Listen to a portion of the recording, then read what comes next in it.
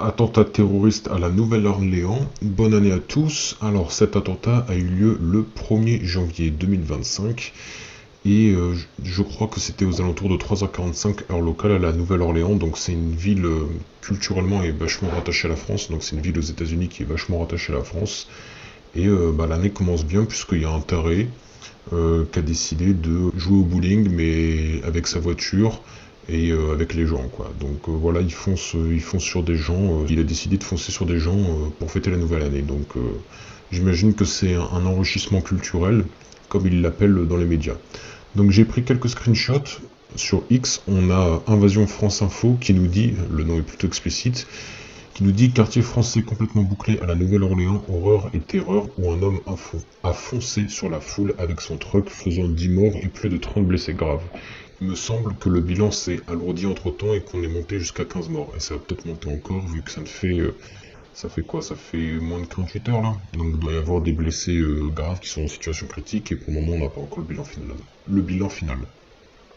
Je vous invite à aller voir la vidéo évidemment. Ensuite, on a CNews qui nous dit que Anne Coffinier sur l'attaque au véhicule bélier à la Nouvelle-Orléans faisant 10 morts, ouvrez les guillemets, l'utilisation intense de jeux vidéo peut alimenter son rapport à la violence, fermez les guillemets. Alors non, honnêtement, enfin, je pense que c'est un pourcentage extrêmement minime de personnes qui jouent à des jeux vidéo, qui sont influencées par ces jeux vidéo et qui vont ensuite commettre des méfaits. Je pense vraiment que c'est un pourcentage minime. On est en dessous du 1%, on est en dessous du 0,001%. Par contre, il y a des idéologies qui prônent la violence envers tous ceux qui ne partagent pas leur idéologie. Et surprise, dans ce camion, enfin celui qui a commis l'attentat en fait, il y avait un drapeau islamiste en fait. Il y avait le drapeau de l'État islamique de Daesh. Donc en fait c'était clairement en affilié à l'islam. Il n'y a aucun doute sur le fait que ce soit l'islam qui ait amené cette personne à commettre cet attentat. Et donc non, ce n'est pas, désolé de vous décevoir, Anne Coffinier, ce n'est pas l'utilisation intense de jeux vidéo qui a, qui a alimenté ce rapport à la violence, mais c'est plutôt l'idéologie islamiste qui veut la mort de l'Occident de manière générale. Ensuite, on a Gengis Khan qui nous dit l'attentat de la Nouvelle-Orléans, un drapeau associé aux organisations ISIS, donc ISIS c'est Daesh, et Al-Qaïda flotte sur la voiture du prédateur, c'est ce que je disais à l'instant. Donc c'est les écritures blancs sur fond noir, c'est ça, c'est ce drapeau-là qui est donc celui de ISIS, de Daesh. ISIS, c'est en anglais. Ensuite, on a Nicolas qui nous dit, toujours sur X, qui nous dit ce qui vient de se passer à la Nouvelle-Orléans n'est pas le résultat de troubles psychologiques ou d'une rupture amoureuse. En fait, si, je pense quand même que le gars a des troubles psychologiques et que les gourous de l'État islamique en ont profité pour l'endoctriner parce qu'ils ont vu un être fragile et ils se sont dit tiens bah lui il est bien débile. Il pourra faire le plus possible de victimes dans le camp adverse, puisqu'il est fragile psychologiquement, c'est pas grave, il s'en fout de mourir, c'est pas grave s'il meurt, donc il peut aller jusqu'à la mort et faire le plus possible de victimes dans le camp adverse, c'est-à-dire le camp occidental.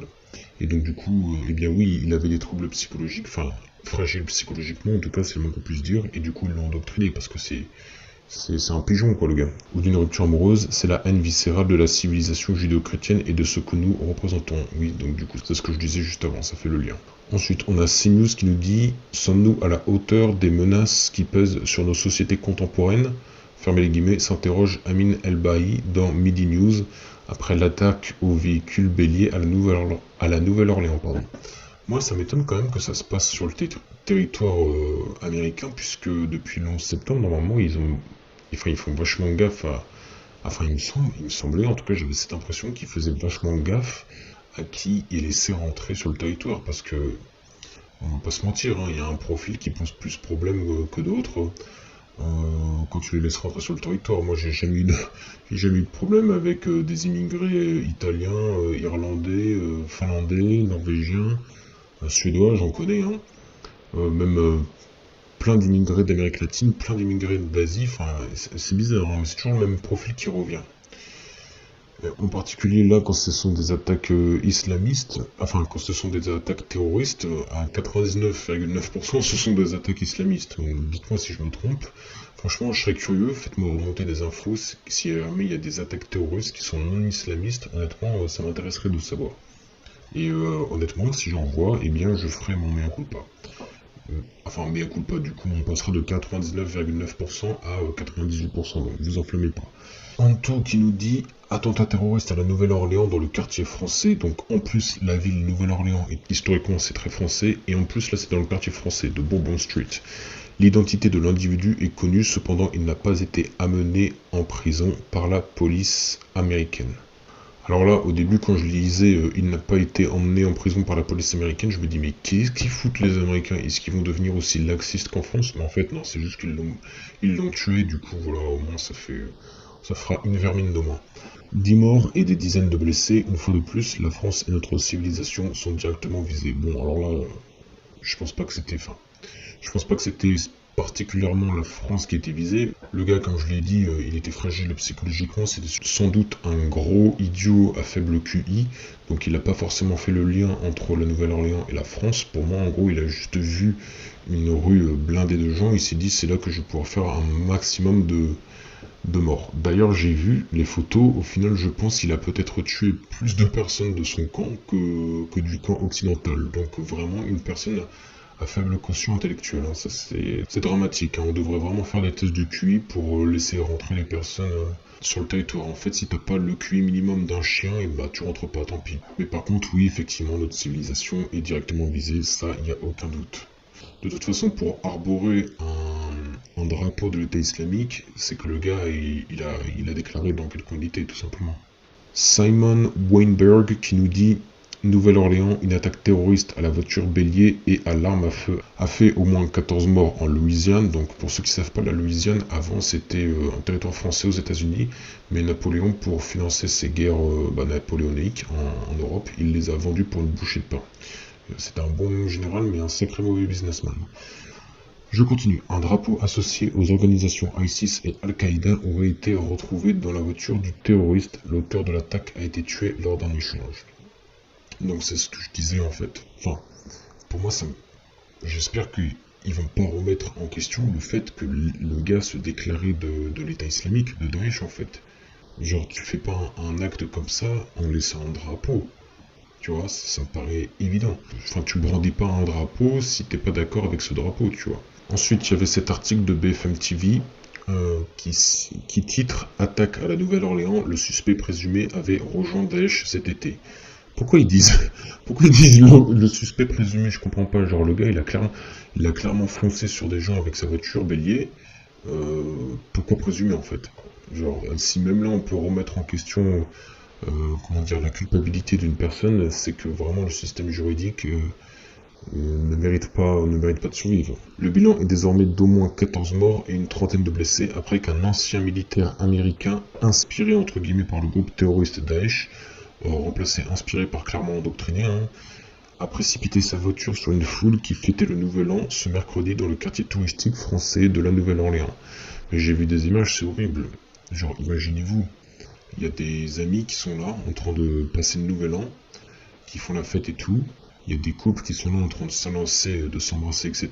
Et là, t'as un gros taré qui vient, qui prend sa voiture et qui les fauche sur le premier jour de la nouvelle année. Et voilà, fin de vie, fin de jeu pour eux. Voilà, parce qu'ils étaient là au mauvais endroit, au mauvais moment. Quelle horreur. L'essentiel.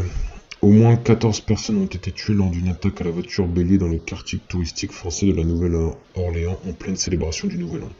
Et aussi, effectivement, ce dont j'ai oublié de dire, c'est que c'est un ancien militaire américain. Donc, les États-Unis et n'importe quel autre pays devraient faire des tests psychologiques poussés sur qui ils recrutent pour savoir si ensuite ces personnes ne vont pas se retourner contre elles, contre l'État, le gouvernement, le pays, ce que vous voulez. Parce que ce serait contre-productif là en fait. C'est un ancien militaire américain et au final il s'est retourné contre son pays. L'auteur présumé de l'attaque a été identifié par le FBI comme Shamsud Din Jabbar. Tiens, ça sonne pas vraiment américain comme patronyme. Un ressortissant américain du Texas et ancien militaire de l'armée de terre. L'homme de 42 ans, a publié avant l'attaque des vidéos dans lesquelles il affirme être inspiré par Daesh. Bon, bah voilà, pas étonnant. Donc encore un islamiste sur le territoire occidental qui fait des attentats terroristes, rien de nouveau sous le soleil. Joueur de football américain, future infirmière, les profils des victimes sont révélés au fil de l'eau par la presse américaine. La chef de la police locale annonce que la rue de l'attaque est ouverte. Donc ça c'était à 20h11. Je sais pas si c'est 20h11 local ou 20h11. J'imagine que c'est 20h11 heure française. Donc là-bas il doit être peut-être midi 11, 11h11, quelque chose comme ça. Non, 14h11, 13h11 plutôt. La chef de la police de la Nouvelle-Orléans, Anne Kirkpatrick, a déclaré que Bourbon Street est ouverte. Cette rue était fermée depuis l'attaque. Les gens ne sont pas morts en vain. Grâce à cela, notre ville sera plus sûre. Alors ça, j'ai du mal à le croire. Hein. Nous, les attentats de Charlie Hebdo, il me semble que c'était en 2015. Attends, je vais checker.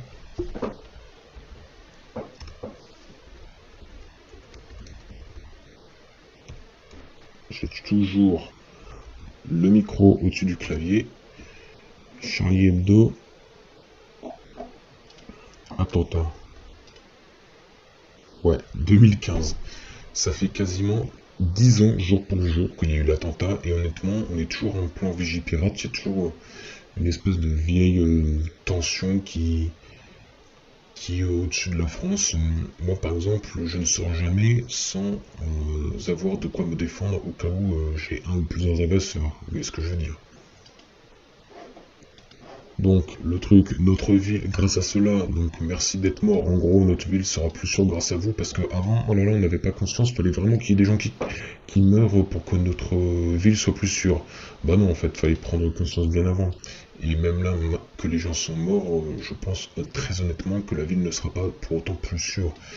Si l'on refait le parallèle avec la France, du coup, il y a eu Charlie Hebdo, il y a eu tellement d'attaques, il y a eu tellement de... Honnêtement, je ne me rappelle plus, il y a eu la petite Lola, il me semble.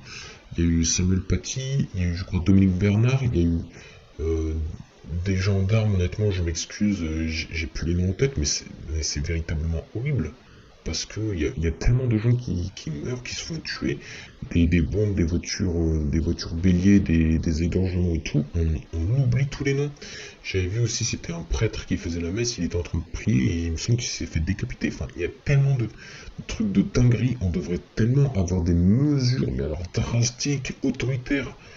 Mais bon, bref. Les gens ne sont pas morts en vain, grâce à cela notre ville sera plus sûre, notre pays sera plus sûr. A-t-elle déclaré à des journalistes, dont ceux de CNN. Le FBI a récupéré 3 téléphones liés au suspect présumé. 3 téléphones liés au suspect présumé ont été récupérés par le FBI. L'exploitation des médias numériques est une priorité pour voir ce que contiennent les appareils et déterminer s'il existe d'autres pistes potentielles, a déclaré Christopher Wray, directeur adjoint du FBI pour la division antiterroriste. De plus, nous avons récupéré 2 ordinateurs portables et nous les examinons actuellement pour trouver d'éventuelles pistes, a-t-il poursuivi. Le gouverneur de la Louisiane, Jeff Landry, a ordonné que le drapeau des États-Unis et de l'État soit mis en berne aujourd'hui. Enfin voilà, c'est ce qui se dit dans les grandes lignes, mais honnêtement, je pense pas encore une fois que les choses vont drastiquement changer. Pour preuve, les États-Unis, ils ont eu leur attentat là, en 2001, un attentat drastique, et au final, ils ont encore des attentats 20 ans plus tard, 24 ans plus tard. Donc bon, bonne année à tous.